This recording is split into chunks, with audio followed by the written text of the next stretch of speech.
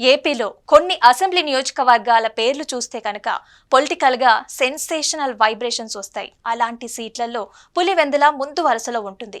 ఒక అర్ధ శతాబ్దపు కాలంలో ఒకే కుటుంబానికి అంకితం అయిపోయిన నియోజకవర్గంగా రికార్డుని సాధించిన పులివెందుల ఇప్పటిదాకా ఎన్నో రాజకీయ సంచలనాలని చూసింది. పులివెందుల అంటేనే వైసీపీ కంచుకోట, వైసీపీకి హార్ట్, ఆ కుటుంబానికి సేఫ్ గార్డ్. ఇక చూస్తే పులివెందుల చూడని పదవులు లేవు. వైఎస్ఆర్ కుటుంబం అందుకున్న పదవులన్నీ పులివెందుల ఇచ్చినవే. ఇద్దరు ముఖ్యమంత్రులని ఈ గడ్డ చూసింది. మంత్రిగా వివేకానందరెడ్డిని పనిచేశారు, ఎంపీలుగా వైఎస్ఆర్ వివేక పనిచేశారు. జగన్ సైతం ఎంపీగా 2 సార్లు నెగ్గారు. విజయమ్మ ఎమ్మెల్యేగా అయ్యారు. ఇక జగన్ సీఎంగా 5 ఏళ్ల జమానాను కూడా ఈ మధ్యనే పులివెందుల చూసింది. అయితే ఇప్పుడు వైసీపీకి గడ్డు కాలం నడుస్తోందని అంటున్నారు. పులివెందుల కంచుకోటను మంచుకోటలాగా చేయాలని కూటమి చూస్తున్న ప్రయత్నాలైతే ఫలిస్తున్నాయని అంటున్నారు. అంతేకాదు, తాజాగా జరిగిన పులివెందుల జెడ్పీటీసీ ఉప ఎన్నికల్లో వైసీపీకి డిపాజిట్లు గల్లంతయ్యాయి. ఇది వైఎస్ఆర్ ఫ్యామిలీకే తీరని మచ్చగా మారిపోయింది. ఇక మారెడ్డి రవీంద్రనాథ్ రెడ్డి అలియాస్ బీటెక్ రవి తెలుగుదేశం పార్టీకి అందివచ్చిన నాయకుడు. పసుపు పార్టీ కసికి తన కృషిని మిక్స్ చేసి వైఎస్ఆర్ కోటలనే టార్గెట్ చేస్తూ సక్సెస్ అవుతున్నారు. గతంలో వైఎస్ వివేకాను ఎమ్మెల్సీ ఎన్నికల్లో ఓడించి బీటెక్ రవి చరిత్ర సృష్టిస్తే ఇప్పుడు ఆయన సతీమణి పులివెందుల జెడ్పీటీసీ ఉప ఎన్నికల్లో అద్భుత విజయం సాధించి వైసీపీ అధినాయకత్వానికి బిగ్ షాక్ ఇచ్చేశారు. ఈ మొత్తం విజయాల వెనుక బీటెక్ రవి ఉన్నారు.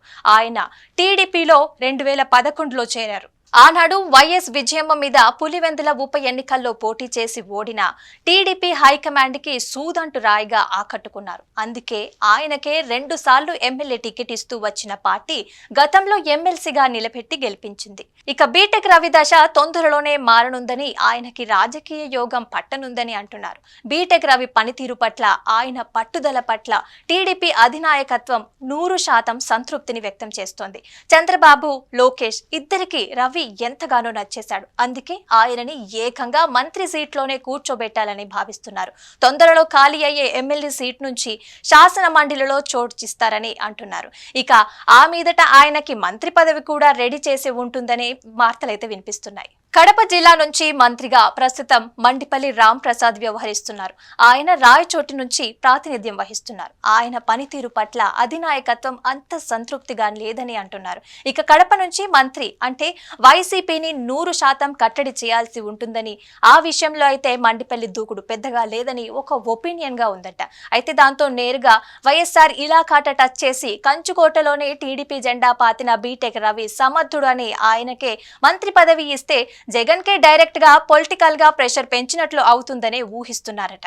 ఇక ఇప్పటిదాకా పులివెందుల నుంచి మంత్రి అయినా ముఖ్యమంత్రి అయినా వైఎస్ఆర్ ఫ్యామిలీ వారే చేశారు. కానీ బీటెక్ రవికి మంత్రి పదవి ఇస్తే మాత్రం వైఎస్ఆర్ కుటుంబం దాటి ఈ కీలక పదవి అందుకున్న వారుగా ఆయన సరికొత్త చరిత్ర అయితే సృష్టిస్తారు.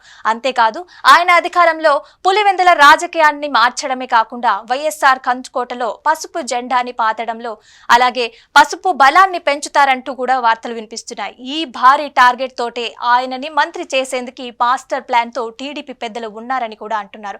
నిజంగా బీటెక్ రవి మంత్రి అయితే అందులో జగన్ సొంత ఇలాకాలో ఆయన రాజ్యం చేస్తుంటే, కూటమి పరిభాషలో చెప్పాలంటే పులివెందుల ఎమ్మెల్యేగా ఆయన తనని ఎలా ఎదుర్కొంటారన్నదే అసలైన పొలిటికల్ ట్విస్ట్ అని కూడా వార్తలు వినిపిస్తున్నాయి.